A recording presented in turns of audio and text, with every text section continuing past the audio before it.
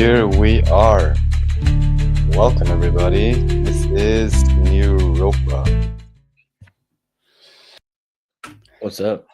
Yeah, what's up?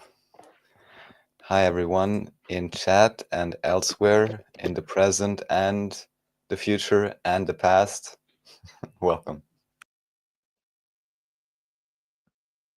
You know, in the first episode, well, not the first, but like in the episode of season 4 of Simpsons, Duffless, that Homer Simpson reveals his license plate, his ID, and it shows his birthday, and it makes him 36 years old. Homer Simpson's 36. I'm not exactly sure what that means, except 369, but It's kind of weird to me. Well, this is Neuropa. This is the golden web. This is the picture. I hope you guys are excited. We have a whole bunch of topics today. We're going to start with Chirons. Maybe we should go there just first. What's this all about? yeah, so kindly everyone only watch this if you're in a very good mood or if you are 100% convinced that the ET archons are not secretly controlling the entirety of this reality, because otherwise watching this can very easily make you depressed. At least that's how it was for me. So this once again is uploads by Tommy Rogers, who actually, which is why the second tab won't work, received a strike for the third part of it, which I find fascinating because all this guy does is show some images and then mainly, as you can see here, talking and just showing the text about what he's talking about.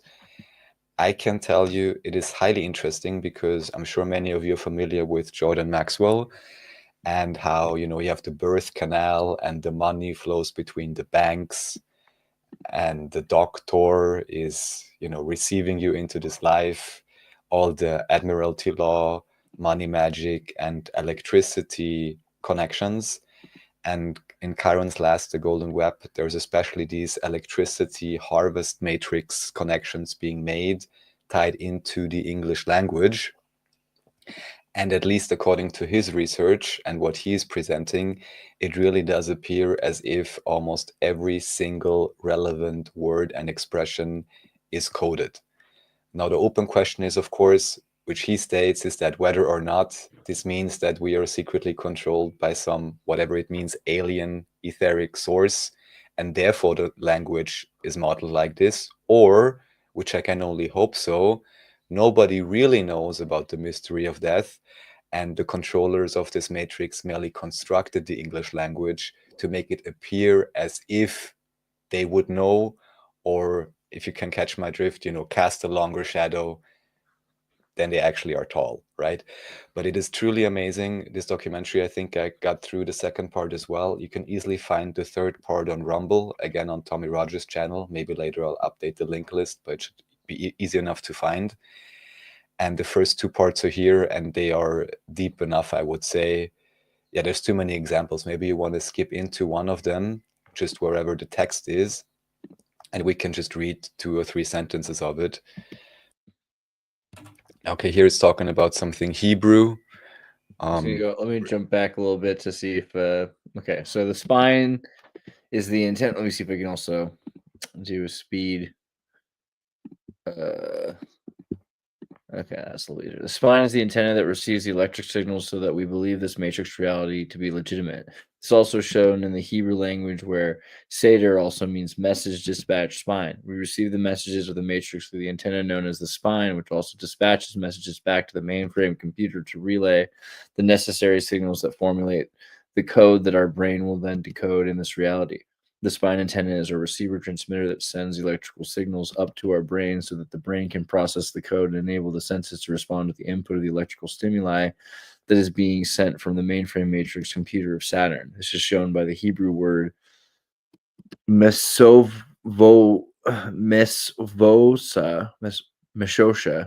that translates in the English as antenna aerial feeler. The spine is the antenna that sends the electrical binary signal that acts as our feeler for the 5 senses in the false reality. It's like a Dr. Bronner's bottle. So the basic assumption here is that, there is some type of Saturn moon matrix, which others have spoken about, with too many references that I could recount all of them here, but also related to this idea of David and, the savior, Jesus Christ as the savior, and all of this being some type of ritualistic idea to build up electrical charge. Right. It also explains the importance of the opposition using matrix references, that a somewhat organized opposition is actually required to build up the charge and eventually bring about the reset. And when you have a full house, like in poker, the only thing that can trump it is a royal flush, flushing the system or flushing everything down the toilet. So again, I cannot vouch for the validity of the backstory, and maybe the best thing to do is just watch it and be neutral on anything here that is speculative. However, the word magic correspondences, both with English and apparently also with Hebrew, and he's even including quite a few other languages, even some Hungarian and some others, seem very interesting, and at least some of them had already been presented by the likes of Jordan Maxwell. But again, it goes so deep and so complex that you really feel like there is nowhere you can turn, no expression you could use without tapping into their lore, let me say, and this idea of electrical harvesting. That's the best way, I guess, I can put it, referencing the Matrix. Yeah, so it's a deep dive. If you're in a good mood, like I said, you can check it out. But I think it's worth it because it makes you take a different look at the language, for sure. So yeah, also then in the next part of this is the history section. We're going to the Giza Plateau pyramids are a hoax built in the 1700s to 1800s. This is another upload by Tommy Rogers. Apparently there is not too much great information here, except maybe that you can see in the beginning, what scribbles are being put there. However, I know that David Hume Jr. just released a new book about the hidden history of the pyramids. Spoiler alert, according to David Hume Jr., big surprise, they are built much more recently than even your wildest imagination may conjure up. And also, according to David Hume Jr., they may well, in a sense, be the foundation of what we would call the New World Order, which in a sense is unsurprising because you do have it on the back of the $1 bill. And at least according to David, it does contain the secret, or it literally is the cornerstone of the New World Order, upon which many other things then are built upon. Of course, the pyramid also has the one eye symbolism. What it always makes me think of is the Camel cigarettes, where you have the pyramid in the back as well. Mm-hmm. And the camel's the Gimel. Gimel? Gimel. So the Gimel. It's a Hebrew letter, no? Yeah, exactly. Yes. So Gimel and the camel. There you go. And it's the camel viewing in the shape of a sideways Gimel, if you think about it. And the Gimel's also, there's like a whole thing with the eye, you see, meaning camel. So that's why Camel cigarettes are the way they are. There's a whole bunch of other things about Camel cigarettes too because of that. The Turkish blend, but also and domestic blend. But Joe Camel obviously has a phallus for a face, which is the other thing about it's like this there's a whole get David Plate to tell you about Camel cigarettes and the Kabbalah because and originally apparently they were spelled with a K too, which was pretty crazy. Yeah, which would be like Camel in German. It's still called Camel, and one of the most famous high-class restaurants in the center of Austria. Maybe one time we'll go there if someone Nice. too much money, is literally called the Black Camel, das schwarze Camel. I was there 2 times, long time ago. Crazy. And of course, the pyramid story is particularly interesting now because you do have Mr. Beast going there recently, And there is the most recent, from what I understand, PSYOP of whatever they now supposedly found underneath the place. I haven't looked into that now, I guess, mainstream information too deeply yet. I'll wait for the next interview with David Jung Jr., which will hopefully occur soon enough, not immediately, but soon enough. And then he'll tell you all a little bit more about this and some of the ideas which he has presented in his newest books. However, it would be cool to, at least for the most recent major reset, get to the root and get to the cornerstone foundation of whatever they're up to. And it's of course also interesting that in general Islamic lore or Quranic lore, you have the Dajjal, the one-eyed idea. And again, I don't really suspect that the lines are completely clear-cut, but still it would be interesting that most of those that have an idolatry for money, what are they worshipping ultimately? The petrodollar or the weapons dollar, however you want to call it, and the main symbolism is the step pyramid with a detached one eye. Right. And then here is Exposing Archaeology's Dark Side. This ancient history for sale. This is an interesting video. This guy has also done an interview even with Graham Hancock, and he goes to all kinds of ancient sites, and in this particular video has put together a compilation of examples where he has found very recent reconstructions of supposed mainstream ancient sites, where he's explaining, number one, this is also what David Jung Jr. has said, they have simply been remodeled to be very, I want to say cost effective, but tourist trap visitor sites. And Aesthetically also, enticing, yeah. in very many cases, he can literally tell you that they've been remodeled using concrete. And this always reminds me of the statue which supposedly who was it back then, the Taliban or ISIS, destroyed somewhere in Afghanistan, this big Buddha statue. And if you were to look close, I guess the images will be more difficult to find, but I think they're in David Jung Jr.'s books, and I believe I had seen them elsewhere, where you could see the rebar coming out of the statue. And understandably, I still wouldn't want anyone to destroy anything, rather reuse it or put it somewhere as a decorative piece. But you do have many cases where it very much looks like it has just been made to look nice. And also the excavation or the supposed scientific process and archaeological work is not really done in a pursuit of truth and uncovering history, but simply to make the most money. Big surprise. But the cool thing is here, this is not really a mainstream guy, but he has been to many different places. He's done his independent investigations. I also wrote him. Let's see if he's going to reply. Maybe not. But at the very least, you have someone with some kind of reach who is proposing this idea that many of these sites may not be as ancient. I believe he also refers to the idea that, well, some are not, but then others are, which would have to be investigated and validated separately. But at least, for example, for the Sphinx and some other places, he is mentioning that. And he's also pointing out the idea that many people get very emotional and they're so happy to see it and they cry because they believe they're in front of some ancient civilization monument. And while I do assume that these monuments and ideas and places must exist somewhere, The most best ones likely are probably in like London, Paris, Vienna, like they're in that's little, also possible. all the And good most stuff's in likely museums those and that are cities. paraded in front of us as such, most likely aren't the real ones. But that's just a basic heuristic in terms of understanding how reality is obfuscated and how we are generally, unfortunately, being lied to. Chicago Museum fire. Yeah, that's fair. Okay.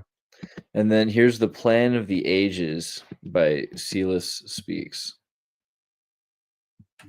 This also relates to ancient history and some of the ideas that David Jung Jr. is presenting, mainly the concept that many of the supposed ancient empires simply are masks for the same force, which, from what I understand, David would also state, especially considering if the Quran and the Bible are simply medieval history books of the family, not to say the mafia, which have little to do with the general population.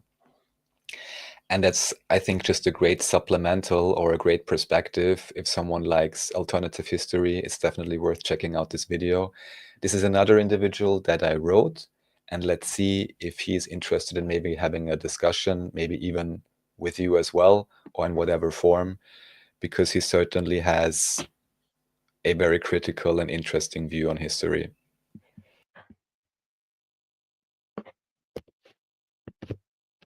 Excellent. And then this is the issue with chronology. Yeah, more into the same vein, somebody investigating and summarizing the work of Anatoli Fenco. I think I have not seen the whole video here yet, but he's pointing out the basics in terms of how we cannot properly trust, for example, the dating of the Roman Caesars only because somebody's claiming, oh, we have a complete list, therefore we can easily date them. Obviously, if the lists are manufactured and forged, we cannot. So anybody who is interested in the works of Anatoli Fenco, he does quite a good job of summarizing the basics of it and pointing out why there are so many issues with our favorite Scaligerian timeline, where I'll repeat again, anybody can look up Joseph Justus Scaliger on Wikipedia, and then please explain to me how it is possible that he's the most important individual for modern timelines and discovered the famous figure of Julius Caesar in Roman history. And there he is. And it just so happens to be Julius Caesar, which is the same name as his own father. Yes, believability threshold reached. Excellent. All right, I'll check this one out too. Ancient Greece hoax interview with Sylvain Tristan. Yes, I believe I have not seen this one yet, but here again you have Anatoli Fomenko, the question about ancient Greece being wrong, which is interesting to me because, of course, also a lot of what we understand about Earth shape research, at least on the NASA side, they love to refer back to the ancient Greeks. However, if the ancient Greeks are not as presented, this may also shake those foundations, so to say. So another interesting deep dive interview to take a look at. Oh, we have Besançon. Different interesting places. Yeah, this one I haven't seen yet, but I thought I'd put it there so anyone interested, they can go on a roll to have some corroboration to these ideas. Interesting. Of course, David's also written a whole book on this, and I'm pretty sure there's interviews about this as well. Bakelite plastic, the old plastic they made dolls out of in the old So days. here we can combine something interesting. I'm sure I put it on different shows before. There is something really great which looks like this, and this is not Bakelite, but it is Shilajit, which if anyone wants to know, just contact me. I'll let you know where you can get it for an affordable price on Amazon. Basically, you just have to look a little bit, and you can get it much cheaper than if you would buy regular brands, which are prohibitively expensive. And I gave it to a friend recently. He enjoyed it, and then he told me, oh, it really reminds me of Bakelite or Bakelite. So I thought I'd just put it there. I'm sure you know about it, but this is apparently one of the original plastics in the modern timeline.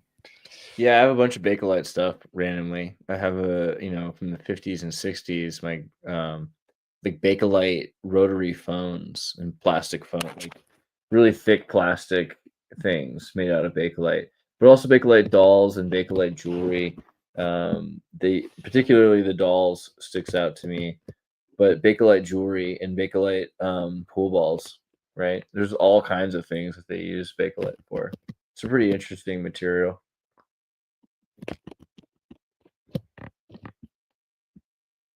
Yeah, 1872.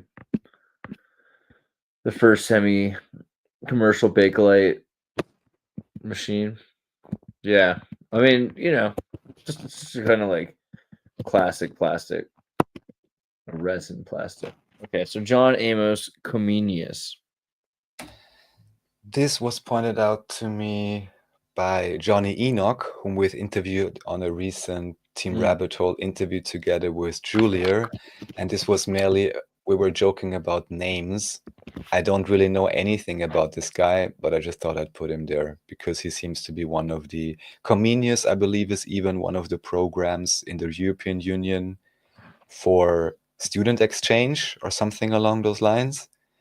So you can make up your own mind whether that makes it more or less likely that this is a real historical individual. Yeah, universal education. Here we are.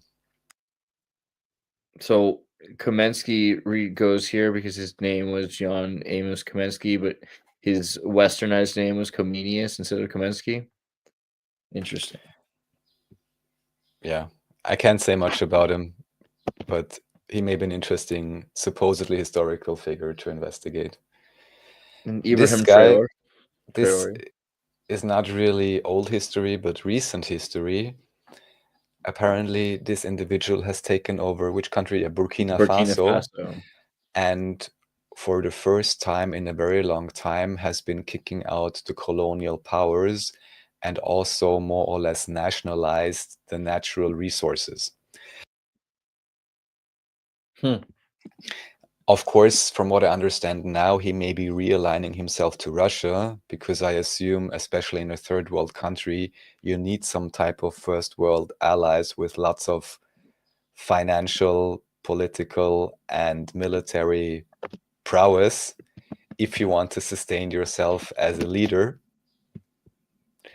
But what may turn out to be interesting is that if he's not giving away the resources more or less for free anymore, which is, as some understand, the reason why there is military bases of first world countries still all over the place, not to mention even in Germany, but that's an aside. Of course, in many different African countries, you have the, dare I say, French connection. Mainly, I guess, you have many French soldiers everywhere. I guess you have some American and English soldiers as well. And most oftentimes, of course, they are used to ensure that the leaders are in check, and also that if the populace ever dreams of actually profiting from the resources they mine, often in very dire conditions, any revolt would be squashed. I don't know if science evidence fringe says that he looks like me, but I mean that's cool. Based. I see it. All right. And then Louise the Rose, the Settlers. Yeah, so this, of course, is not allowed on YouTube, or they just didn't want someone to upload it. So let's just stick with the still images. Louise the Rose actually has been investigating Israel and Gaza for many, many years. You can maybe look him up on IMDb, actually, because he has done so many documentaries back from 1990, documenting the struggle between the Palestinians and the Israeli state, and of course some dogmatic settlers. It is quite astounding to watch, and you can tell how the different groups are treating the situation, and of course how you have some ideas of supremacy contained within. Someone in one comment section said, oh, just look at how they are behaving.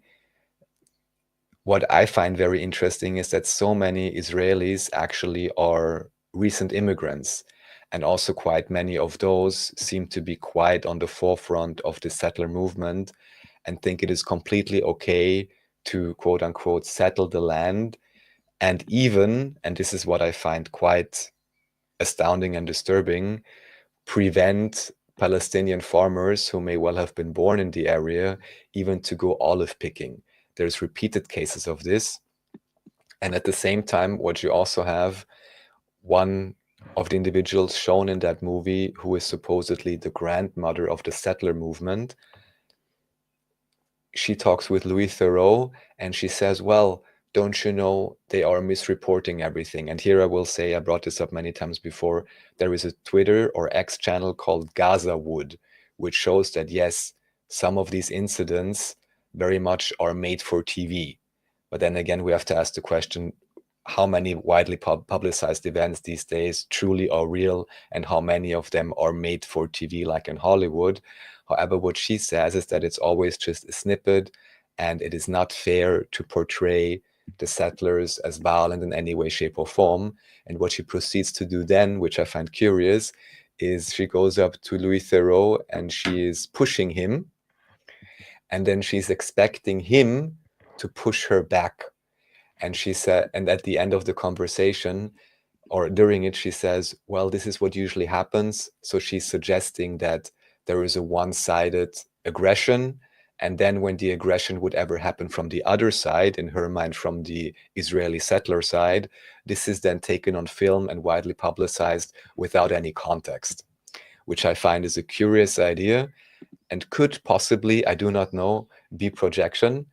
And at the end of that conversation, she's kind of halfway mumbling and also saying to him, oh, well, I really had hoped that you would have pushed me, which may reveal some background psychological process or not. But anyways, she's claiming that she's never even thinking about the Palestinians and these children. She's only thinking about her children because she is an Israeli Jew, which of course is a very curious mindset.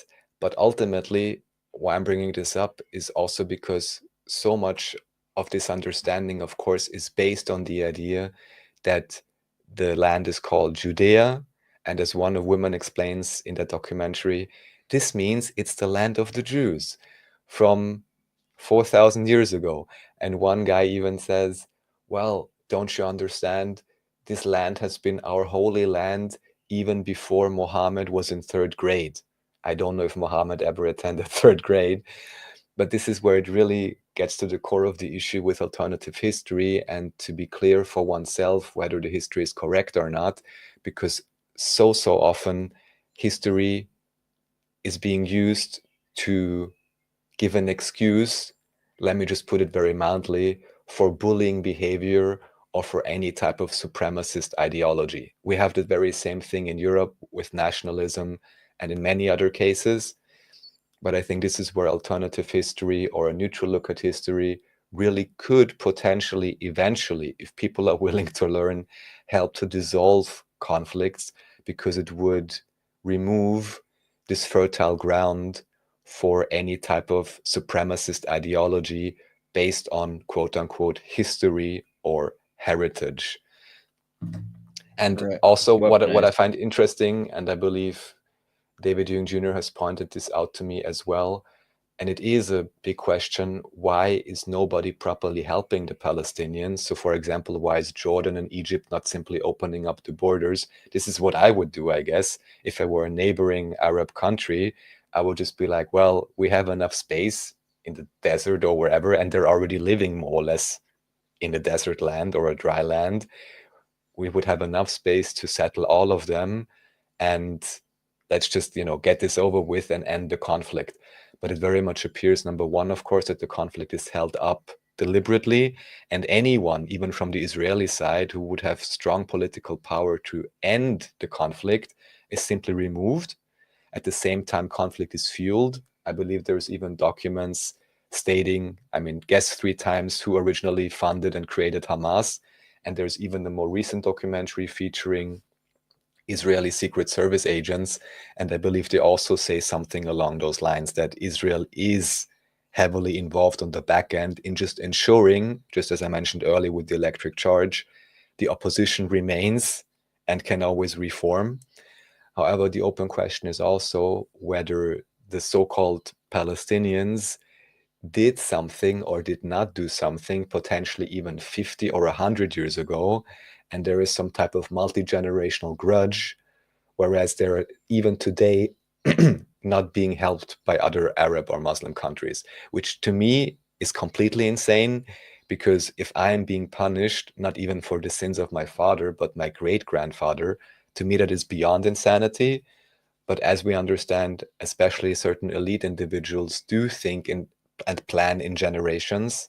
So that's another aspect to that story. But I cannot fully explain it yet because I haven't fully figured it out myself. But supposedly they were not aiding someone in a war at some point, similar with South Africa. And that's why still up to this day, their great-grandkids are being punished for it by being kept in a perpetual state of conflict. Exactly. Yeah. Basically, it seems like out of the Crusades and into the Ottoman Empire, and then their allegiance during the British moving over the Ottoman Empire. They're still being punished for that. I mean, the British are the ones who chose the fate of Palestine, right? And what's this? What Delete Me and Incogni aren't really telling you? There's another video I haven't really watched. However, I have seen a similar video before, and I kind of know what they're saying. Basically, unfortunately, as every so often, if you find a big channel, a big YouTube channel with some big fancy sponsor, most likely they have too much money to promote whatever they're doing. It may sound good, but it may not be as great as they present it to be, which is why I'm happy that we only have very small time sponsors. Check the description. But in this particular case, what they're saying very simply is that these companies supposedly protect your privacy by contacting data brokers to remove your information. However, there's two issues with this at the very least. Issue number one is, in order to remove your information, they have to be supplied with your information. Red flag number one. And number two is that apparently they have no legal enforcement rights whatsoever. Therefore, all they can do is kindly ask these so-called data brokers and cannot actually guarantee that your information is being removed from anywhere. Again, I would say, but don't yes, they? But don't other companies do have? They don't have a legal standing that you don't have. You could do this yourself. You could ask them to delete your own data, but don't they have to delete your data if you ask them to? I thought that was a law, at least in the United States. I have heard of something, or I know that something similar exists in Europe where you have the right for deletion, or you can tell them that they need to delete your data, and they have highly complex privacy laws, which are especially difficult to adhere to for smaller companies. And some may argue there it's only being implemented to make business more difficult for smaller companies. But again, from everything I've learned, through this other video I had watched, is that it is not as accurate or not really working as intended. Of course, I don't know the entire backstory, but just maybe take a look at these videos before you want to invest in such a service. Of course, by today, I doubt anyone really is not being tracked, because you have these automated systems everywhere. And even many years ago, there was a scandal, quote unquote, about Facebook having all these like buttons everywhere, which supposedly on the back end were tracking you as well. What you can do is there is a variety of privacy-based plugins for different browsers. PSA number one, I believe, would be don't use Google Chrome. If you want to use it, at least use Chromium, because from what I understand, they are wholesale using your data. And similarly, even with regular Firefox, according to the newest terms of service update, if I understood that correctly, they changed the line from never going to sell your data to... You heard that ChatGPT wants to buy Google Chrome, right? Yeah, probably a lot more data. But anyhow, Firefox, from what I understand in TOS service, also kind of removed that from never gonna sell your data to maybe gonna sell your data or something like to this. never gonna give you up your data and to getting the data taken. All right, why doesn't the internet feel fun anymore? This is a good question. I wonder about that. Because Yes. I have a quick answer for this. It's because Apple fired Scott Forstall. It's because Tim Cook is cooked. That dude screwed up Apple. Apple screwed up. They're super lucky they had so many billions of dollars, trillions of dollars, or whatever it was from iPhones and iPods that they were able to invest in making ARM chips. But other than that, Apple sucks. And when Scott Forstall was in charge, Apple was all about like Aqua and like that's why Apple looked all pretty. That whole GUI thing that happened was because Scott Forstall was all like, we should have fuzzy and liquid and textures and things like that. And when they got rid of him, it was just John Ives shaving off pencil, parts of the phone, like just making the phone thinner and thinner and thinner, making the laptop thinner, just circumcising your laptop more and more and more. That's all that Apple ever did ever again. And that was the death of the aesthetic of the internet, I think. And that whole period, I don't know, that's my opinion. You can actually see a similar progression in the graphical user interface for Windows. And I learned through stumbling across these videos, and as you know, YouTube then starts recommending you similar things endlessly, about 2000s aesthetics. And it is interesting that in the early 2000s, you had a quite positive, futuristic outlook, and everything was, shades of blue and chrome, and they added the 3D effect to many icons. However, recently, flat design has become a lot more popular. Some would say simply for usability reasons. So you can see Dude, the there shift. was like VR chat in the late 90s, early 2000s. You could literally like go on the internet and walk around in a room with someone else, like a video game and chat. I mean, why is this not the way Facebook is? Facebook became like in MySpace already was kind of a HTML page instead of a cool room. They already kind of took it away further and further until it was a bulletin board. But then Facebook's so much worse because it's just this weird, like it's like when you go to the doctor's office and you have to fill out a form. That's what Facebook is. It's just you're filling out forms all the time that say like what this is or that is or where you are or whatever. It's just horrible. Yeah, so the explanation here is basically that instead of having so many myriad services and strange websites and different forums for any topic, you now simply have a few, they call it walled garden communities. Like today, it would be the big social media giants, which any of you know, and everything is centralized there, which of course makes it very much easier for data collection and any type of surveillance and profiling. However, it takes away the individuality of different sites and also the aspect of exploring something. Although this may also coincide with that internet theory, and as we've discussed before, that now oftentimes search results are repeating, especially on DuckDuckGo. I think you get 10 results, and then you can say, show me more. It shows you 3 more. And on Google, you have repeating results, and it doesn't go any farther than page 42 anymore.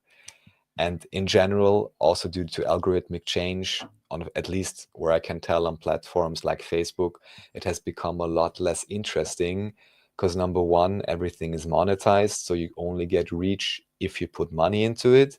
And then on Facebook, and I believe also on X, I'm always surprised because I get these supposedly high profile influencer posts all over my feed, whether it's American or it's some kind of African relationship advice, not to even say witch doctor, but apparently anyone, I'm not sure, I guess it's because they're putting money into it, but I never even subscribe to them, yet they're showing up on my feed.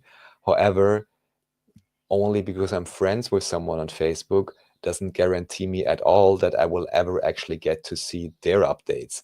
And it may be that to some extent you can change that through the settings and maybe reset your algorithm or make some changes to take it back a little bit. However, it seems that you cannot really get this original experience anymore where it was a truly more or less organic linking of ideas. But now again, like I said, everything monetized, centralized, and gate kept, which of course takes the fun away and also makes it less useful, especially if you're interested in maybe more how do you call it, idiosyncratic ideas, or you simply Idiot. again idiosyncratic, or again simply you want not idiot, but want to know what your friends are up to, but you're never gonna know unless they put in $100 per month to promote their own posts. So Right. yeah. Yeah, and then even if you do, I don't think it's good. I mean, it's really what they want to share and they don't want to share. It's the algorithm. So hopefully they sell YouTube next. And who do you think would buy YouTube if Chrome got sold to Well, ChatGPT? Who's going to buy someone YouTube? with good relations to Trump is gonna buy it. Of course, but could that be ChatGPT? Because if ChatGPT owned YouTube, that would be crazy. Because then it could study human media. I mean, just think about how intense that. But I Yeah, of guess course they're gonna buy it. Of course, either maybe them or or not. some sub company which belongs to a holding Disney. company, which ultimately feeds the information to Disney ChatGPT. Disney Actually, you're should spot on. It's gonna be someone related to OpenAI for sure. maybe, but Disney also has a really cool AI lab, right? And crypto token. They have Dragon and all this stuff. So Disney, if Disney bought YouTube, I mean, I don't think they could almost afford it unless they do something really like completely different. But like basically, it would be like a merger of some kind. And I don't know. I'm just trying to think who else could do it. But if Chat GPT buys Chrome, I don't know how they're going to be able to afford to buy YouTube. And would they let them buy both of them? Because if they just destroy one in Monopoly, can they let them both have it again? So it seems like they're more interested in Chrome than they are in YouTube. Somebody else might want. I'm trying to think like, what other companies exist anymore that have that kind of power that are friends with Trump. Like Larry Ellison, Oracle buying YouTube would be crazy. I don't think it's the best situation for anybody at all. Because like he would just like fire the bottom 10% of all YouTubers every year, just like block them from the accounts. Well, all right. So wait, I live 400 yards from Mark Zuckerberg's massive data center. This is what? Speaking of which, this simply talks about the fallout for local residents if a massive data center is being put up in your neighborhood. Like pollution? Wow. I believe one of the things is property prices, and also it may be some sort of pollution, what you see at the beginning, but it's not exactly clear if that's the reason why, but I could well imagine it. At the very beginning, you see the The woman bad water, she's saying. trying to, well, even just have any water. Like she pulls the water on full and there's almost no water coming out. And some commenters were like, oh, how is that related? To me, it could make sense, especially if the Liquid data cooling, center yeah. is using liquid cooling and a lot of water pressure. Or Then it's very hydroelectric or possible something, that they don't have much for it. And what's of course also highly suspicious, big surprise, the members of the local town board get payments, and not too shabby payments, even though I would say again, for selling out your community, is it really worth it if you get $30,000 a month or something? And apparently there is no conflict of interest clause there, or it's simply not being persecuted. And it is just, as always, amazing if a few individuals that are in any position of authority are so easily corrupted. They take a tiny bit of money, and then you have quite a few residents that have massive losses, and you do not even care to in any proper way communicate with them, much less compensate them. Because also here I'm wondering, maybe this is just a deliberate, here you can see some of the payments, a deliberate way just to rile up the population and make them angry at something.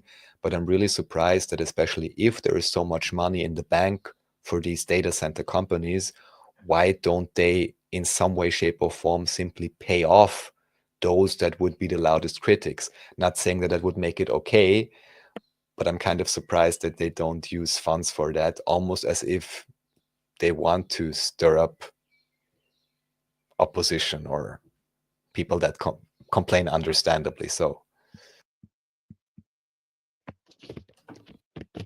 Yeah, I mean George is crazy, right? Like it's crazy how much tech they're putting out there and what they're going to build in the southeast. All the tech that's going to be, I mean, where American phones will be made, computers. Who knows the future there? But people get paid cheap. Top 500 project ranks and details 500 most powerful non-distributed computer systems in the world, right? Supercomputers. This is a list that exists for some time.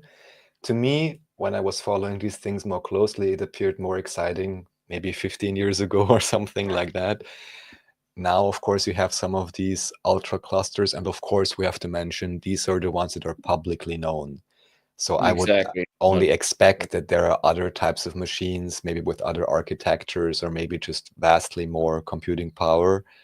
I'm also kind of wondering what these systems are actively being used for.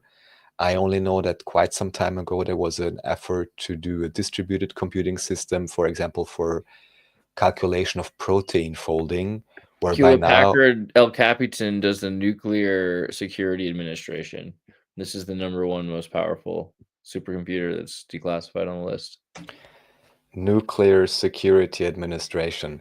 So I kind of want to know what they are really using this computing power for, and if there is anything that benefits the public at large, or it is merely Well, there for some huge corporations, surveillance and the like? I can't be sure, but I would imagine a big part of it would be to keep passwords that are impossible to crack with quantum computers, right? You have to have like the most serious passwords possible, but there's probably other Yeah, but things too. these are not quantum computers, right? No, but this is something that you would need in order to make a password all the time to keep your system safe. You'd have to have the most powerful supercomputer possible to make extreme hashings. So, I mean, it also probably does other things, but I can imagine that would be like a pretty But are you valuable thing. suggesting, because I don't know the details, that if I have a hash that's, let's say, 10x more powerful than what is generally available, a quantum computer would have difficulty solving it? Isn't the idea that a It still quantum will take computer would be equally easy for them, let's say? a quantum computer will take a certain amount of time still because it takes real time operations. So it would still take a period of time. It would just be a lot quicker than if you had. I mean, this computer is so much more powerful than any other computer than only probably 100 or a dozen or maybe like half a dozen computers in the world could even try to decrypt passwords that it created. And any quantum computer that did that, I mean, any computer that tried to do that, it would still take a super long period of time, except for a quantum computer. But a quantum computer, we can't be sure because who knows exactly how powerful they are, but it would probably still take a week or something to break something like this, as opposed to a normal security system that would just instantaneously be broken, right? But yeah, I don't know. I mean, it says here that they were responsible for safeguarding national security through military application of nuclear science. So they could be doing a whole bunch of different kinds of things. They were founded in 2000, so that does make me think that they're kind of a, you know what I mean? If they're built in the year 2000s, like a Y2K kind of a thing. Yeah. And just briefly, shout out to Kalex, who became a member. It Yeah. almost appears, because on my channel, maybe also on your channel, because it's listed twice with Oh, 1 are you minute in remembering between. such a hardcore? That's such a cool thing. Whoa. And Base. also there is Gematria the Great. Gematria Brigade.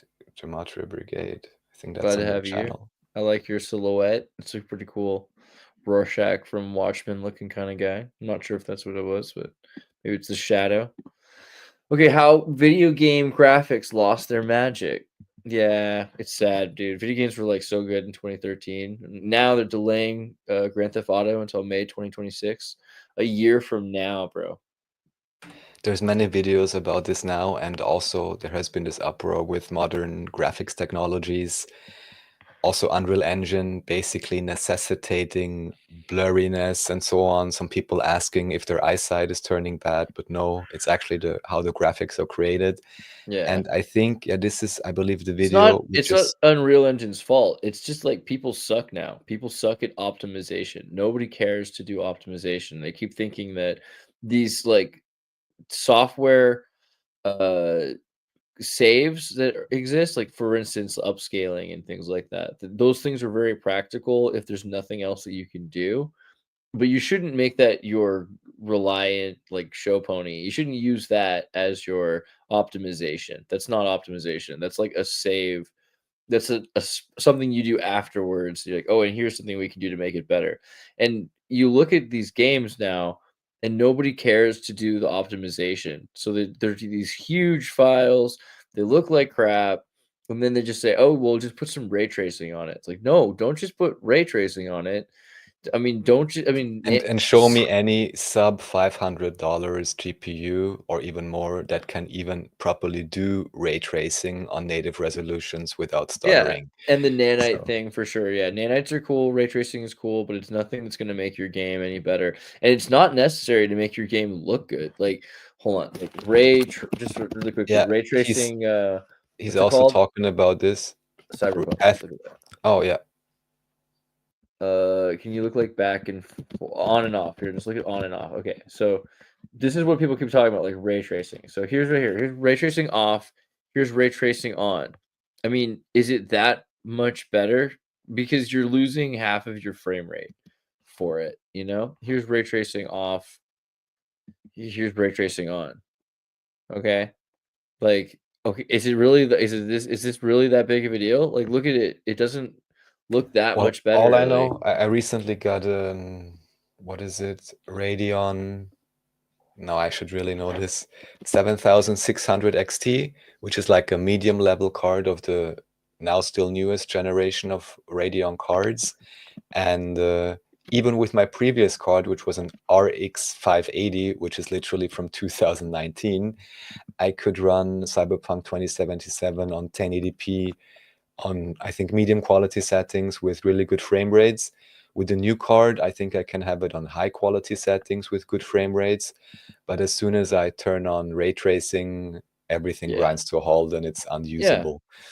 It just so then look at the game that doesn't have ray tracing. This is old Grand Theft Auto 5, which is funny to call it old, but like this game is 12 years old, right? Like this game came out in It's the 2012, 2013. ultimate cash cow with all the online Well, transactions they have. and yeah, for sure, but it is a really, really well made and optimized game. It's like this is why they're waiting a whole extra year to make GTA 6. They're not coming out until next year because they want to make because this game has been freeing a cash cow, like you just said, for 12 years.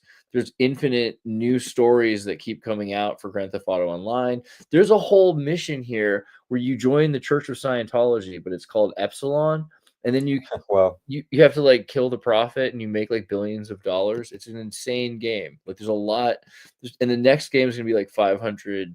It has to be like 500 to 1,000 hours of missions, because of how big the game is gonna be.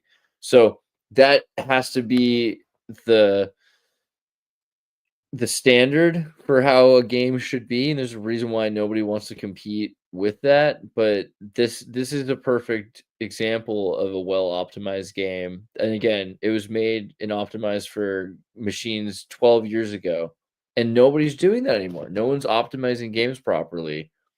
It's just really sad because it can be that, done. You can that's definitely games used to be optimized really well like 10, 15 years. Games with the Xbox 360 is a great example, are so much better than the games are right now, you know?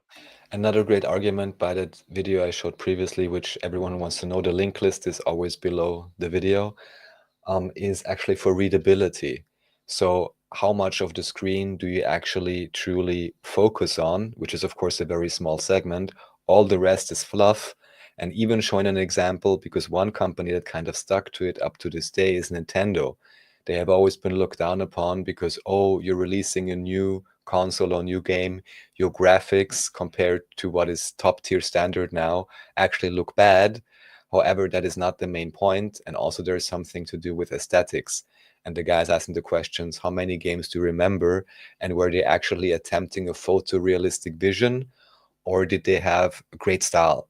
Even with the example of Elden Ring, which has some graphics but still is about style, or many 2D games, which are merely about style, or what is the fun in it? Maybe a big part of it has to do with actually being able to read the screen, understand what's going on. And it's not necessarily about having, I don't know how many thousands of pixels that are rendered to the highest fidelity, which, as we mentioned, only eat up your resources. And my main gripe, actually, with most games overall, is the lack of interactivity. So someone even said that even in the Morrowind or Oblivion game 20 years ago, you could fish or you could put a fish somewhere. And in the newest game, you can't even do that.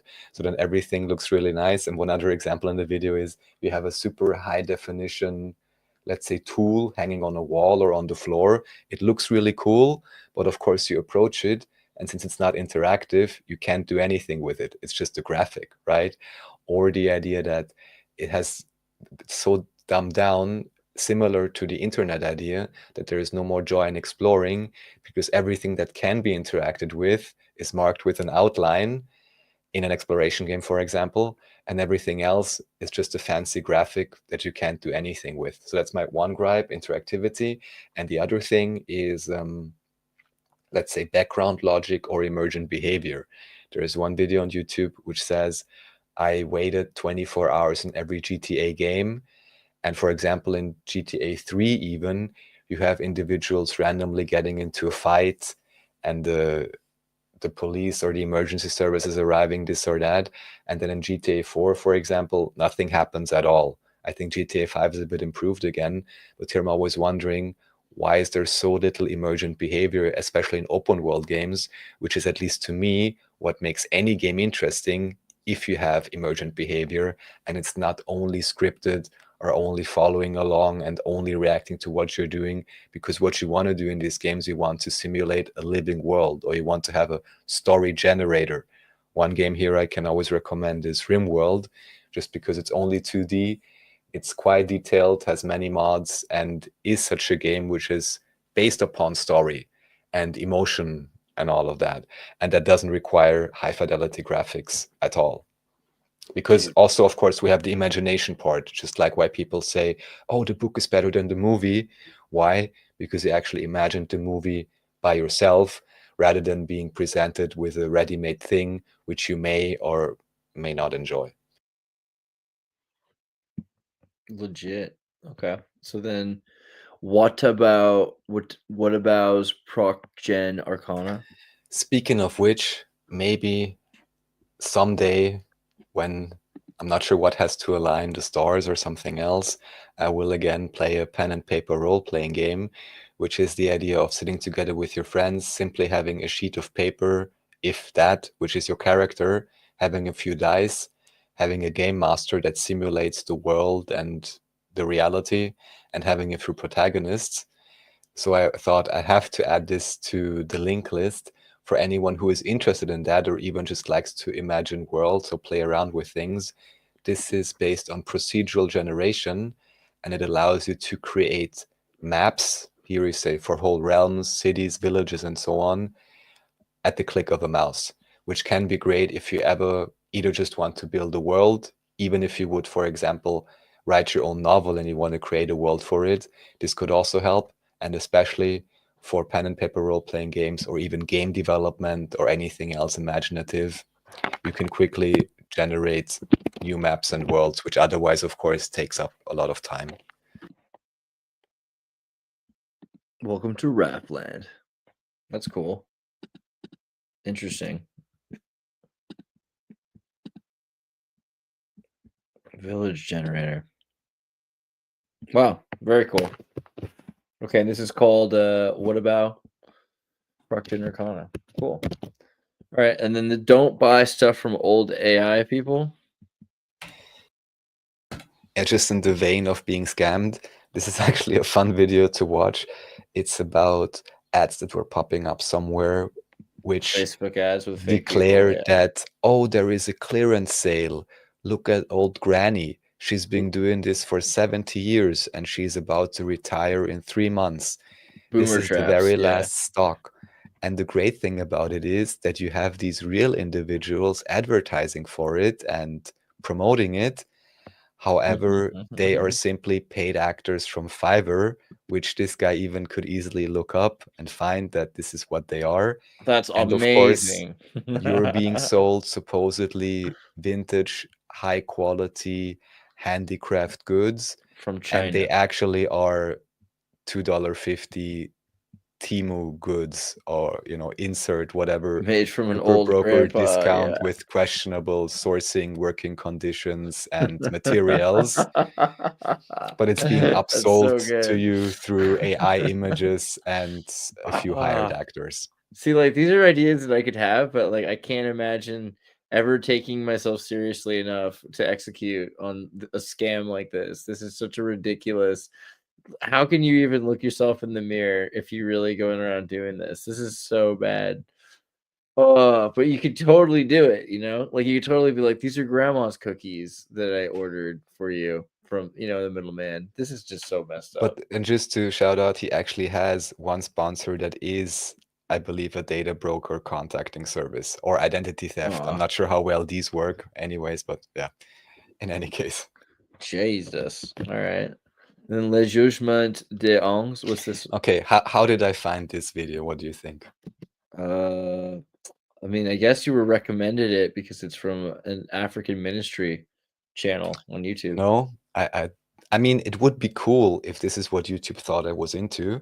No, I was randomly browsing this website I showed a few shows ago called TV.garden or TV Oh, garden. yeah. Apparently, there's also a radio garden where you can do the similar thing. You know, have your world map Watching modeled as a IPTV globe in streams. that case, and you Yeah. can see the streams. And here I watched some random African channel, Fully AI and then animated movie. it always said, "Oh, le jugement des anges," because of course they speak in French. And I thought, this is pretty cool, but very Yeah. much looks like Sora, 8-second AI Yeah. animations. Yeah. And then I just was curious, all right, I don't know how many people watch this TV show. I really have to check if I can somehow find it. And here it is on YouTube with 2,000 viewers. So I expect that on TV it has more viewers than that. And it does have a pretty cool style, like, Diablo 5, which doesn't exist yet, but that's kind of the vibe I'm getting here. I can't vouch for the validity of the backstories, and it's Bible-based. We know it, medieval history family book, but I just really liked the style, and I thought, like, wow, so this is what they are producing for Africa, Dude, which I yeah. think is kind of cool. Nollywood's gonna go hard in the future if this is where we're at now, because like the only thing that was holding them back was a lack of special effects, right? So AI is gonna push Nollywood over the top. I love African movies. We need to produce one. It probably costs like less than a car or a plane ticket. Even I should look into this. We should definitely pay some people to make a movie in Africa. That's the way to go. And they can play us. It would be a movie about us starring a bunch of Nigerians based. Okay. Claire Obscure Expedition 33. I just saw that this is a movie, or no, it's a video game. That's right. Epic. It's in the Epic store. I saw this was a game. What's the deal with this game? Is it cool? I have to say, it is pretty decent. I played some of it mainly because I really do enjoy what they call JRPG games, so basically turn-based games, although it does have some real-time elements which are quite important because you need to dodge or parry at the same time. Otherwise, you cannot even Whoa. play on medium difficulty. You will be squashed. Dang, this is cool. So This is like a Final Fantasy kind of thing going on here. exactly, and it does have like a dark variant of Belle Epoque and pretty interesting art style once again. And the main storyline is that you are starting on an island and there is a paintress, whoever that is, I don't know yet, and she declares every year a certain number, and everyone above that number is perishing on that island, which is called lumière, so light. And you are the most recent expedition, which is interestingly enough called Expedition 33, as if they couldn't have chosen any other number, because I think by that point they would have eradicated anyone above the age of 33. And you are sailing to the continent, and then there is lots of mystery. You find some allies, you find quite a few scary enemies, but again, the main point here is that the dynamics of the turn-based system, I think, are quite interesting. You have quite varied characters, so it's something worth checking out for anyone who likes JRPGs, which I do. So the last one, which was interesting here, was actually Octopath Traveler, which I had pointed out as well. Whereas at the end, I'll say it again, your main arch enemy is called Kazan, and you have the swastikas all over the final boss stage. So, well, I mean, I'm pretty sure this game has to be made in Unreal Engine, right? So it just kind of I goes to think show so, you actually. it's a good example. Like it looks like a company that knows how to make a game, and it's not. I mean, it doesn't look bad at all. So again, a studio with these indie studios in Europe that are making games that actually know to optimize the game.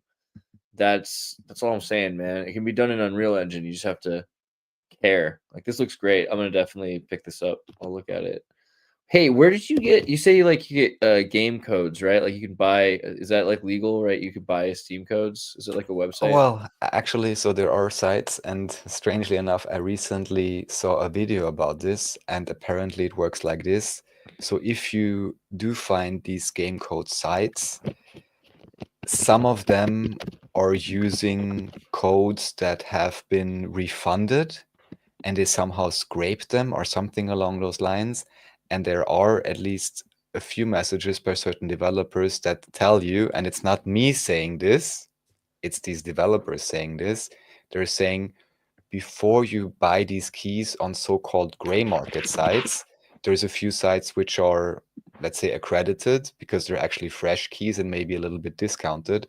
But on the more cheaper gray market sites, apparently the developer is losing out because it's like a game code that was refunded and somehow scraped. So what the developers are saying, again, quote, before you buy on the gray market game key sites, we would rather have you pirate our game. Interesting. Quote. Crazy. All right. Interesting. Okay, cool. Oh yeah, I'll and take it. also PSA, of course, everyone switched to Linux. Even PewDiePie, maybe I didn't even put it Oh, here. is that not a PewDiePie made video a on here? video. No, Oh, apparently that's so not. cool. Yeah, show PewDiePie it. Rising Linux is awesome. So I just want to say, because of the Steam Deck and And you know he Steam moved to finally Japan too. picking up compatibility layer, so Wine, which is called Wine, is not an emulator. This is the main compatibility layer for Linux to run Windows system calls. You can perfectly run many different games. You can check that out on protondb.com to check whether your game is compatible. And Clair Obscur, Expedition 33, which we just showed, is perfectly compatible. Very cool that he did Linux. I like that he's living in Japan and that he's doing Linux, right? That's the last. So the first thing I saw was that he made this video 3 weeks ago about him and his family, PewDiePie's family, and that they're living in Japan. I was like already thinking about how cool Japan is and how I want to live in Japan, even though that's just a ridiculous fantasy because people in Japan just work themselves to death and it's not like everything is cracked up to be with the eels. But you know what? Who doesn't love Japan? Look at those cherry blossoms. It's a perfect time. If there was ever a better time to be in Japan than cherry blossom spring season, I don't know what it is, I'll tell you. Oh, one thing we actually have to look up is maybe just enter it on YouTube. World Exposition Osaka. This was very recent. Yeah, okay. And they have a strange mascot. Let's see. Honest review of the expo. This guy. He looks interesting. Okay. So he went to the Japanese $67 billion Osaka Expo, where our buddy Dietmar was, right? I think he was there. Yes, and also Techno. Also another online friend, and who said it was very badly organized actually for a Japanese event, which is curious. I don't have many more details for it, except that the figure they have apparently has 6 eyes, 5 on the front, and 1 at its rear end or something like this. So a little bit strange. Right, yeah. Some weird like alien freak creature.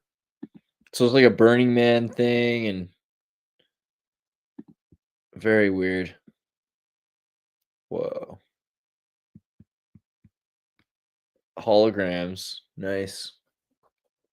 Great, but I mean, I'm sorry. I saw these almost 20 years ago when I was in Japan, where I also, by the way, saw dancing robots. So here I have to say I am 99.999% certain that the real development is kept far away from the public, because here also it seems there has been virtually no progress in the public sphere regarding robots.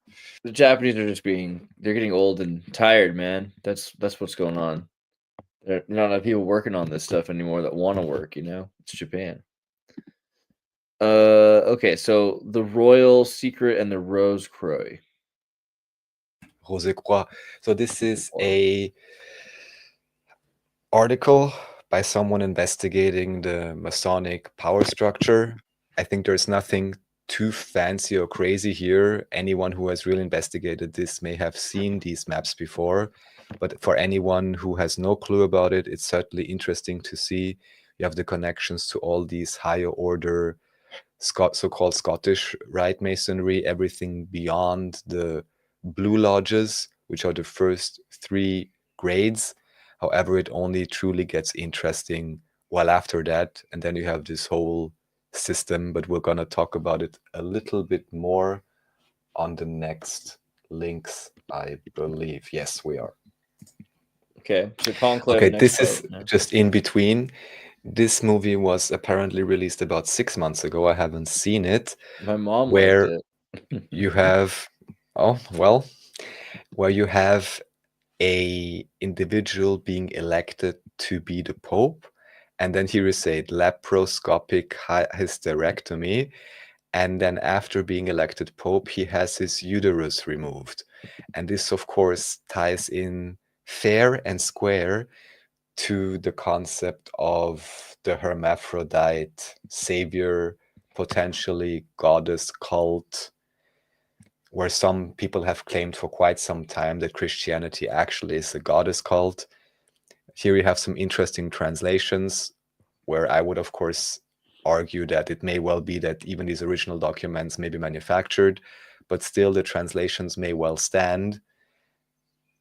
Oh, a new member. Welcome, Joe Wallace. Joe Wallace. This is cool. Think I've Okay, seen so you I got around. Calyx, Gematrix, Joe Wallace. We're doing pretty good here. This is nice work, guys. Nice work. Okay. Central Asian origins, Scythian shamanistic, androgynous practice, random Megan Fox, unrelated.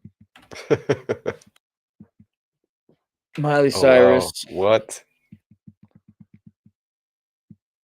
Looks like some fun times there. All right. Yeah, all right. I'll have to watch Conclave. I tried to watch it, but I got bored. But I'll give it a chance. I just need to give it a chance. That's the problem. Oh, okay, so then this is let me see if I can translate the page for us here. Business Masonry, how Lodge Brothers divide Vienna amongst themselves. We recently had the election for the Vienna City Council. There is a curious situation in Vienna. However, I assume it's similar for many bigger cities in the US and elsewhere, where the legislature for the land is the same as the legislature for the municipal, because legally they are two different systems. However, of course, if you get elected here in Vienna, you get elected to both at the same time. And ever since the very beginning of the official mainstream history of Austria in terms of a republic, the first republic was officially declared in 1918.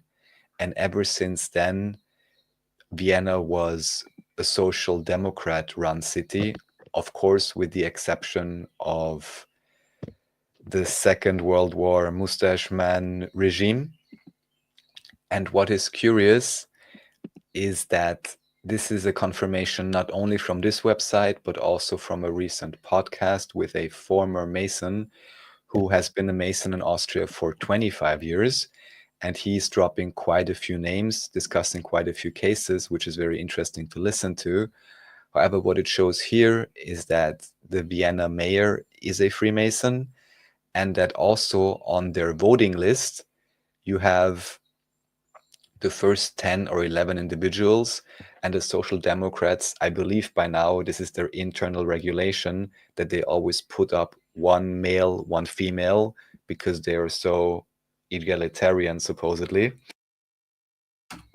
At the same time, the guy whistleblowing or interviewed in the podcast says that internally, at least the regular Masonic lodges are not egalitarian at all, because they still don't allow women to attend, and even look at you with a side eye if you do a more or less private event where you allow the women in associated Masonic organizations to attend with an apron or something. In any case, what you have here is the mayor is a Mason, and 5 of the 6 males ranked on the top of the voting list equally are Masons. At the same time, the main candidate for the Black Party, which is the supposedly it's Conservative Party, People's Party in Vienna. This is a former vice police chief of Vienna by the name of Karl Mara, and he's also a Freemason, apparently even sitting in the very same lodge as Michael Ludwig, who now again was more or less confirmed as mayor of Vienna with about 40% of the vote, which is the worst or second to worst voting result. Second place, you have the Freedom Party, which recently won the federal elections, but as I have explained on previous shows, still did not get to enter the government.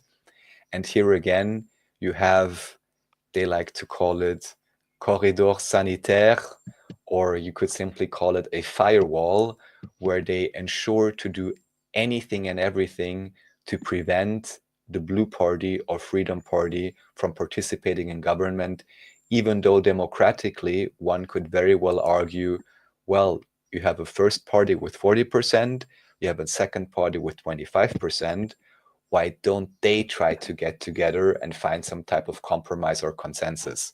Knowing that all the world is a stage, I'm also wondering if this is not done deliberately to build up even more resentment or whatever else the long game is.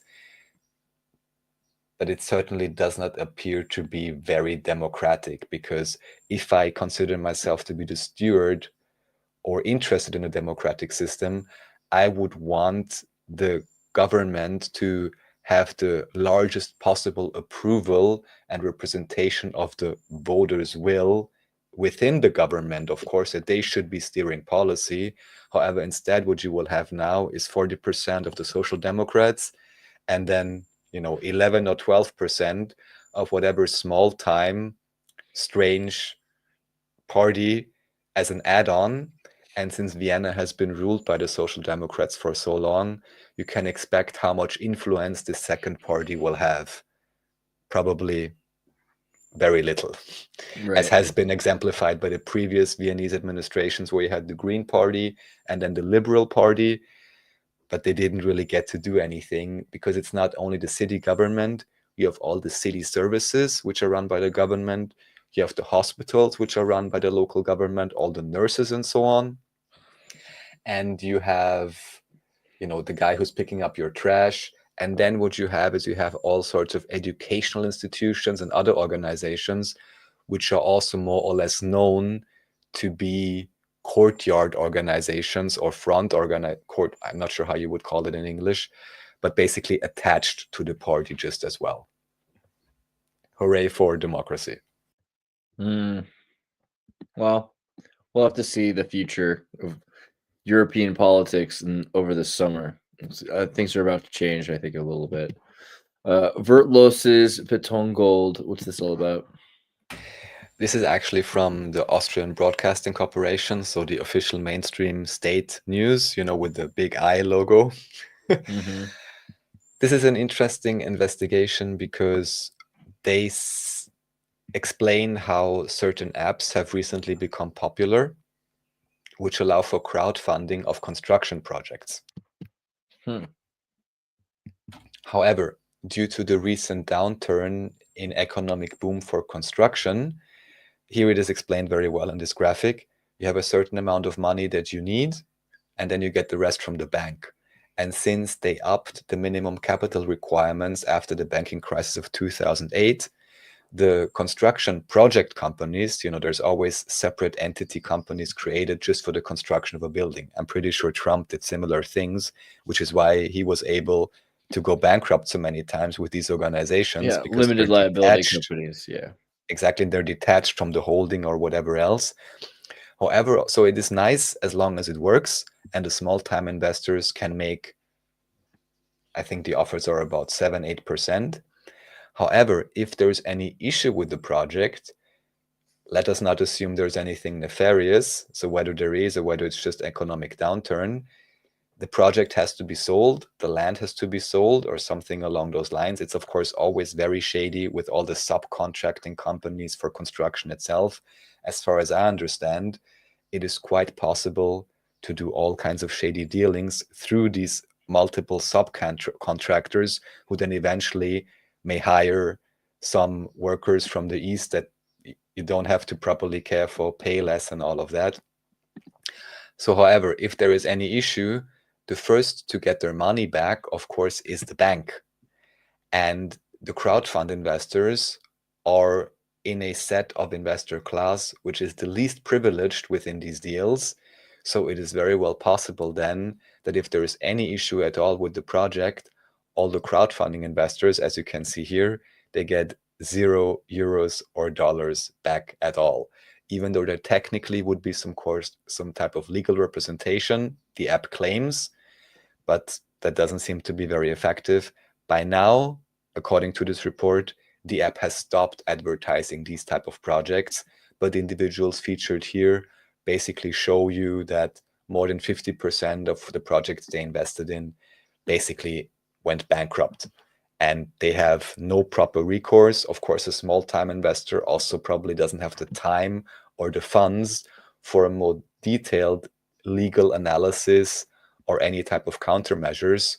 So they are kind of left holding the bag, which is empty in this case.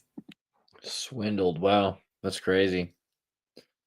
Oh, crowdfunding. That's too bad because that could have been such a great way for crypto investments. What's interesting here, one more thing I have to mention, this law actually was passed to even allow these kind of things, I believe about 10, 15 years ago.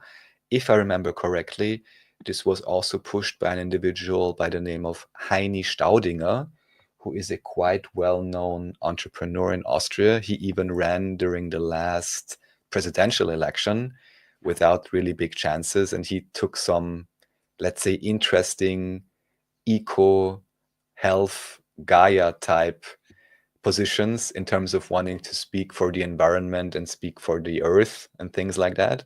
But a nice guy from everything I know. And interesting because he has one, I believe there's only 2 remaining shoe factories in Austria. One of them is called Steinadler. They are supplying the Austrian military. And the other one, which Heini Staudinger ran, is or still is running, is called Waldviertler. And they are producing very decent shoes for an okay price. They are very durable and good quality. And I believe back then, for whatever reason, he needed more funding and he was giving out, I'm sure I wouldn't be using the right terms now, but some sort of instrument to allow his customers to support him. And there was some kind of big legal question and fights about this. It eventually got passed. However, it does, of course, not only allow very honest entrepreneurs that have high diligence and pay their workers well to access this type of crowdfunding, but it opened the door for any other businesses just as well. And legally, it wasn't limited to certain businesses. And this is where then this type of app came in, where eventually people were left holding the bag.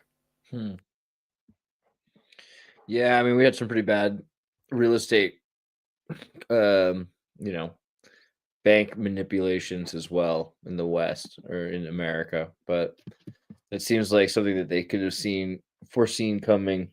Yes, I would also think so. Yes. The bank's like, okay, here's how we do this.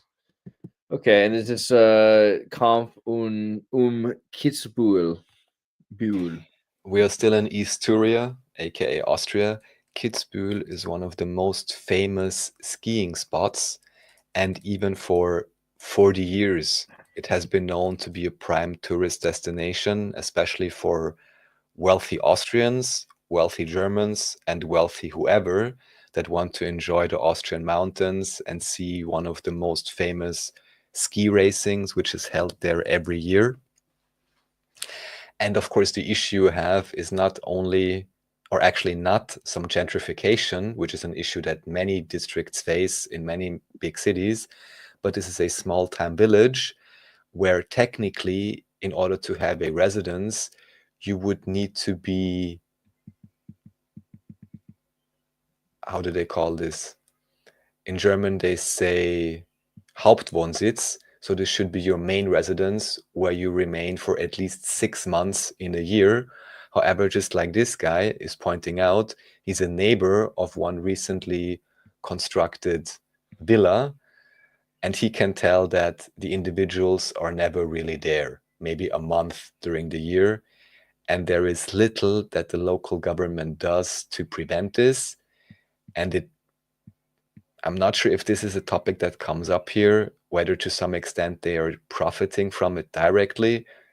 Everyone, you can make your own assumptions whether they are, but they are basically not really enforcing the law they have, which again, unfortunately shows that even though there is a law, it is certainly not applied equally to everybody, which of course in turn drives up the prices for any local residents or any regular Austrians that for any reason may want to live there. And even in places that are deliberately built for regular people, it's also causing issues. And like I said, this has been going on, I believe, for 30, 40 years. and nobody seems to really care to correct the situations. So you have all the rich people either just for holidays buying a house or purely for speculation. Because of this snowballing effect, there's just investors moving in that build super fancy flats and houses that no regular individual could possibly afford. But if they tell people that they can't own like that, if you have to live at a piece of property you own, it's kind of like saying you can't really own property because we can tell you what you do with your property. So It's it's not catch that. 22. It is the idea that you would have to live there as your main residence, which means staying there for about 6 months a year. Yeah, but However, like think about that. So someone wants to buy a house and then, someone tells them you can't unless you're going to live here. So you're basically controlling what they do with their property and you're demanding on their life something. So it's complicated because do you have the right to do that for someone who's buying a piece of property? I get why you wouldn't want to let them do that because this eventually will end up with the houses going up and up and up until everyone moves out, even the rich people, and it's just completely destroyed and abandoned. That's what happens to places like that. But in 10 years or maybe 5 to 20 years, sometime, this is all kind of just collapsed. But still, isn't it their right to do that? I don't know. Individual rights versus social rights. It's a hard one. How about legal cannabis? yeah, this is something I may have mentioned on a previous show about a legal situation where a local CBD shop, because in Austria only CBD is legal, and currently it is legal to sell cannabis with a THC content below 0.3%, whereas I know through a friend, only certain companies actually are adhering to. Not that they deliberately want to put it higher, but you have to really grow it properly and treat the plants in a proper way to actually get this type of content without any synthetic or artificial intervention. In any case, due to a legal proceeding, one of the sellers from one of these shops basically, I think, wanted to declare the cannabis he's selling as a smokable product. And then the judge who was responsible looked at it and said, oh, well, certainly this can be a smokable product. However, then, according to the judge's interpretation, it has to adhere to the tobacco monopoly law. And this means two things. Number one, that there is a particular tax put upon it. And number two, that it can only be sold by authorized shops, which in Austria are called Trafik, like traffic, interestingly enough.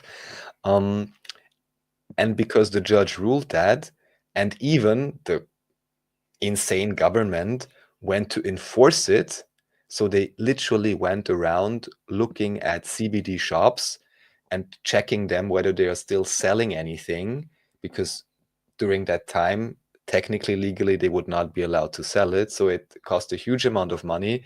It made huge losses and issues for the by now established CBD and related shops in Austria. However, now these shops banded together and got the most renowned legal sage in Austria by the name of Heinz Meyer to do a report. And the report basically states, while yes, it is a smokable product and the rule to apply the taxes is valid, the rule to only have it in authorized shops is invalid. So now I have to check actually on the sites, but now it seems again they are able to legally sell it. So this is Austrian bureaucracy and legal system for you, that it took them about 6 months to have this crazy situation, but rather than saying, oh, it's not exactly clear, let's wait and properly validate everything, they even sent out, I was about to use another word, police or whatever else to harass these shop owners who were selling something completely legal, but just in a questionable in-between state during that time. But yeah, it Well, seems it has been resolved. interesting. partially, but you're gonna get taxes. So this was probably anyhow the desired result to make sure you can tax it. That's what I with mean. Like, it's 20, going to 30, be 40%. That's literally what's coming. It's already here in California and Colorado. It's going to be in Austria too. They just want to figure out how to make the money, but also control who's making the money to begin with. All right, so the final experiment. Now we're on to Earth Shape, the official trailer for the McToon. Here we are. So 5 months after this expedition to Antarctica, Now you can they buy will- the DVD. they will present their documentary, which will be positioned in such a way to make any investigation into the Earth shape, which does not blindly validate the NASA globe model, to look insane and ridiculous, as expected. Here we go. If anybody's interested in this, just go through the links on my website for the previous shows. Always on the Earth shape section, you can find a few different videos, either relating to this particular project or to actual researchers, I want to say. Freaking nuts. Okay. And then the Masonic passport, eh? That looks fun. This, of course, I really wish there would be a clear-cut case. As we've shown before, the main individual promoting this by the name of Will Duffy has this, Agape Kingdom Church where almost nobody is attending. He's become a millionaire at the age of 33. He has 3, 4, or 5 about that cases with the FTC as a financial advisor where he is being asked to pay damages. Some people claim, or he claims, this is perfectly normal. Other people claim this is not very normal. He has the most interesting backstory with the former pastor of this church called Bob Enyart. Anybody interested, again, check out the older shows, check out these sections. Here we have a very particular instance taken from an interview. And I'm not even saying this proves anything, but it is highly interesting. Here the video shows that so many individuals officially involved with Antarctic expeditions have been Freemasons. And the main point here is an excerpt from a live stream he did maybe a year ago or 9 months ago, where Duffy is being asked, and you may know this term, supposedly by a random chatter, he's being asked, "Oh, are you a traveling man?" And Really? he says, "Yes, I am a traveling man." Interesting. Yes. Really?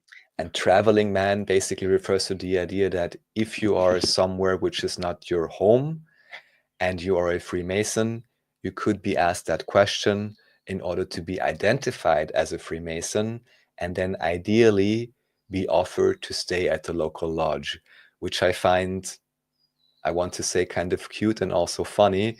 It's like an international free hostel service on that end of it.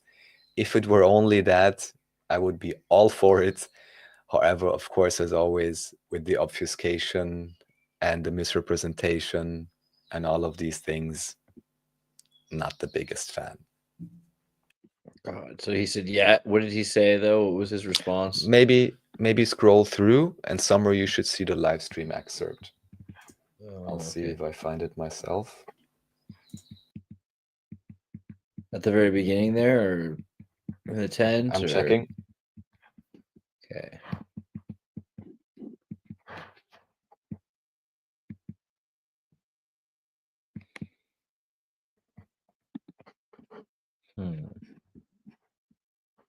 Go to second 8 and just play for 10 seconds, please. Got second 8? Okay, let me Yes. also get audio on there for it. Is that right or no? This is the wrong one. I didn't say it, Mythoclast. Thank you. And everyone enjoy the Viennese sunrise. Know your realm, says Will. Are you a traveling man? I'm a traveling man. I want to bring this up. All right. Which is just someone who likes to travel, please. That's don't all think that anything means, about man. it. Yeah. Oh man, he says it's so cold, like so dead face. That was just kind of intense. He's, okay. All right then. Base Kothar sends $10 as well as brain time. I think, or is it brain compass? Is it a compass? Maybe he's like, we're aiming the brain, which is also very kind And of here you. you see when I saw it, I was about to do this, and then I was about to do this sign, just again reinforcing the idea you cannot use any common expression or any common hand gesture that is not in some way, shape, or form related to the New World Order. What are you gonna do, right? And then this is Malenko Late Night This is with Dave Murphy. an interesting interview I still have to check out in detail. He's mainly talking about how the planes are moving. So just because I wanted to put something else there, people can check it out. I can't say much about it because I haven't seen the whole thing yet. But it's always interesting to listen to someone, especially maybe some people that are not so well known, and just listen to their thoughts on the topic. But I believe 1 or 2 shows previous, on that section, I pulled a link where you actually have interviews or just random footage of various pilots, and they say at least they are flying as if it's flat, because of course it's about ascending and descending. How do you have to move your plane? And if there was a constant or even irregular fall off, you would have to adjust, unless there is some type of super magnet in the plane that makes it stick to it, and it automatically does that, which doesn't really make sense to me, but people can check it out. Interesting. Malenko, okay. And then Bro Sanchez TV debunked female crew. Well, that's just rude. Oh, just briefly, I like Stefan's comment here. Traveler is a cognate of chevalier, which is PC old speak. I think this is a word we can say for Romani or gypsy. However, I highly doubt that Will Duffy is declaring himself to be a gypsy. Yeah. Pretty sure his I statement, the way he said it too, like, yes, I am a traveling man. It's just too good. Okay. So, but here's also female pilots in a giant phallus created by Jeff Bezos going around. Yes, Bro Sanchez here, he sometimes talks about this topic. He's mainly talking about the questions surrounding the G-force and the equipment being used, and how exactly it is possible that you have completely untrained individuals supposedly being affected by such high G-forces, and, well, all they do is sing songs, show you a daisy, show you a butterfly paper cut, The butterfly and was talk good, yeah. about how emotionally amazing whatever it is. It was emotionally amazing. Yeah. I mean, It felt so amazing. Yeah, I'm sure that the G-force felt really amazing. but the G-force was no problem because, as you can see here, they had the specially designed seats, and that was supposedly the reason why they had no issue whatsoever, even though they have zero training. And it's also pointed out in the video that individuals doing drift racing or things like that, they need to train their neck all the time and all of these things. And in the official history, from what I understand, these individuals have not really undergone any training whatsoever. And also, as you could see with the windows, the view is supremely crisp. It could not possibly be an animation, right? Looking totally believable. And also, everyone who wants to check it out, you can look at the Chinese missions, because apparently quite often in the Chinese missions, strangely enough, even though they're also supposedly up in the air, maybe they are or they're not, but quite a few times, for a strange reason, you cannot see the curve as clearly or at all as you can see in this example. Make up your own minds about it. Oh my god, all these hearts. Okay. And then so now we're gonna get to section 2, which is restricted. So everybody switch over to Rumble. Yes, please We'll switch over to Rumble. We'll listen to a song Yes, to transition turn it you up. into that. Which one did you want to play? Oh, anything. Let's just go with this one.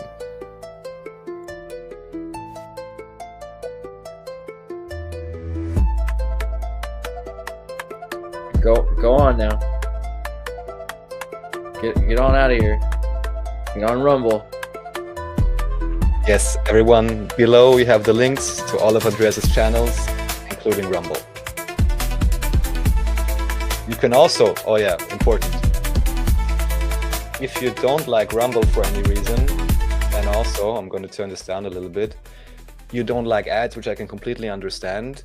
I've heard there are various plugins which are still working, especially if you use something like Waterfox or Chromium. You can go on Rumble, where you may or may not have ads, and what you can always do is you can go on Odyssey Live, which has no ads now whatsoever, from what I understand, if I remember this correctly. So that's always where you can enjoy the live stream without ads, and then just come on YouTube if you want, or keep the tab open if you want to comment. Not a problem at all, because we can see Odyssey comments. All right, everyone get over there, and we'll catch you in a second.